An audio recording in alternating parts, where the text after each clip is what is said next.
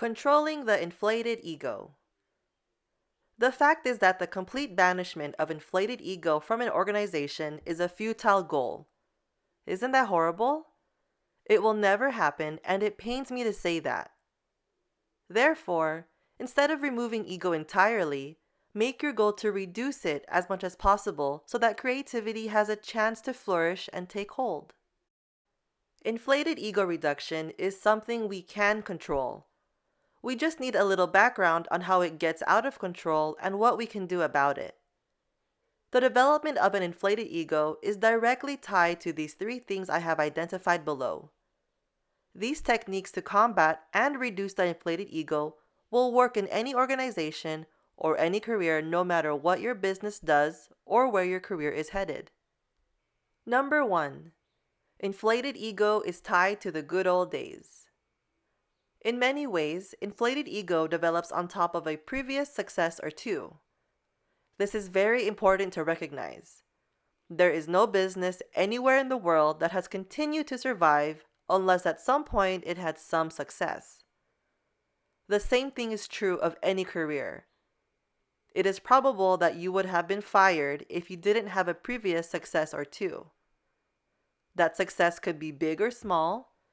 It could be incremental or a tidal wave of success. But no matter how much success you've had so far, there is a foundational aspect that one thing or many things have happened at some point in the timeline of the company or career that has given you the ability to keep the lights on. We fool our ego into believing that we have had these successes because we know what we are doing, and that is the basis for not wanting to change anything or learn anything new. An inflated ego is the result. This becomes particularly damaging in the implementation of creativity because creativity depends on having a flexible viewpoint. Being open to different opinions and a diversity of information allows creativity to emerge. You cannot have a flexible viewpoint if your ego will not look at your mistakes creatively and use Chapter 8's unlikely personality traits of humor, empathy, and courage, and the host of other tools the creator mindset has to allow creativity to work for you. The belief in the good old days must be challenged and challenged repeatedly. This starts with allowing success to be appreciated, but not falling in love with one's ego at every turn. It's a personal decision that we have to make. It's about viewing success in terms of little victories, not as a final milestone or a rival to serve up to our inflated egos. Only then will we find that ideas begin to be generated everywhere we are brave enough to look. To counter the mentality that an inflated ego creates by believing that yesterday is far better than tomorrow, we must use creativity to free ourselves from the shackles of yesterday. Question past success and question future success. This keeps the ego in balance and prevents it from becoming inflated. Number 2. Inflated ego is tied to the structure of the organization. Ineffective leadership in any section of a business leads to hurtful inflated ego.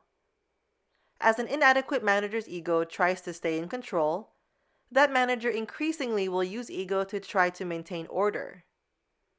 Managers like this want to keep their little turf, and any threat to that is shut down, and so they develop an inflated ego.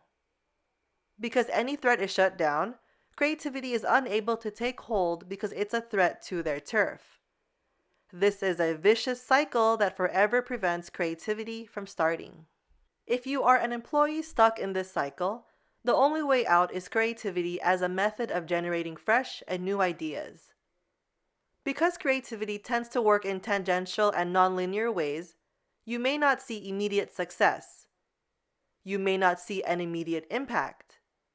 But that's okay, because the true power of creativity is not a cause and effect outcome. I do this, and therefore that happens. But a long-term haul of try and try again. It's grit.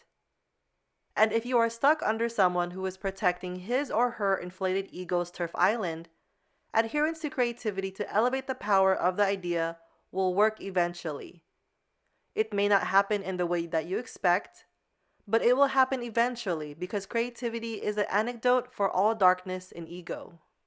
If you are in a leadership position, you must recognize that these inflated ego turf islands develop as one piece of the business amasses too much authority, success, or even failure. It's amazing that failure generates inflated ego just as much as success does, but it's indeed the case. Creativity demands a constant and regular vigil over all the parts of a business because the minute you allow a part of the business to run without challenging and adjusting it with creativity, you have set up that part to develop eventual ego cancer. What ends up happening is that any success or failure a particular part of the team has inevitably leads to a lethargic response, a silo that is deemed good enough. It's working in some respect, so leave it alone, an inflated ego says. There is a tendency to rest upon success, a topic we will cover in far more depth in Chapter 17, but it is your responsibility in leadership to maintain an ever-growing, ever-changing, and ever-flexible path of creativity in your organization so that inflated egos do not run rampant and have a chance to develop these silos.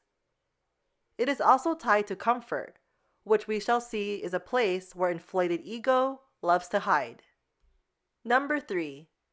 Inflated ego will always look for someone else to blame. When one is dealing with inflated ego, the search for the culprit is always external.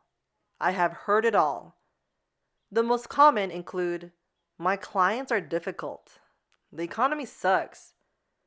It's a race to the bottom with these margins. And a personal favorite, my boss is an idiot. I'm sure you can come up with a few of your own reasons why you cannot achieve your goals. But the ability of creativity to ascend over an inflated ego requires that you look within. The inflated ego has a tough time looking within and is always looking elsewhere for the problem. And so one thing you can do right now is stop blaming others for your lack of success. Take responsibility and admit that perhaps your inflated ego has gotten in the way once or twice at the very least. You cannot begin any real embrace of creative principles if you do not believe in your culpability for your own actions. If you take a minute to think of the last time you blamed someone else for your own shortcomings, you can see the inflated ego at work. So what can you do? Contact that person and apologize and make it right in your own way. It will be painful, difficult, and uncomfortable, but even one act of admitting that you were wrong because of your inflated ego will lift the inglorious weight of ego from your shoulders and lessen your load as you progress along the creator mindset way. Also, increased consciousness of this issue will go a long way. Ask yourself, did I do this because of my ego? And is it getting inflated, or is it in check? One of the greatest threats to the implementation of the creator mindset is inflated ego. No creativity can occur in any enterprise in which ego is rampant. Inflated ego begins to erode the very foundation of the business and your career. As corrosive a power as anything, an inflated ego begins to chew away at any progress by establishing an analytical mentality that wills itself to not be changed. This mentality is inflexible no matter what is going on. Inflated ego ensures that you will be stuck. It is a prescription for disaster in any business and any career. Inflated ego leads to secrecy. It leads to silos. Communication breakdowns and a sense of complacency lead to the eventual death of the business and being stuck in countless ways over the course of your career. The inflated ego road is one that does not need to be taken. There is hope. Using the 3 points described in this chapter will help shed light on certain problems in your business and career. And by shedding light, it will force the inflated ego to realize, perhaps begrudgingly, that maybe things are ripe for change. And in that change comes the true hope of true creativity.